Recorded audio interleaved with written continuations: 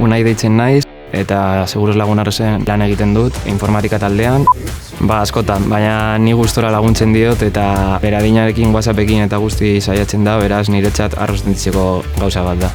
Teknologia, lan taldea eta segurtasuna. Bere aitak lan egiteko erabiltzen dituzten aplikazioak sortzen bilera asko, nukleo bat. Nire gauzak armairutik atera eta lanpostu bat bilatu. Informatikan egun guztietan postu aldatzen gara. Talde lana. Eta perra etxetik eramaten dut. Ez, nire bikotea, ni sukaldean ez naiz oso trebea.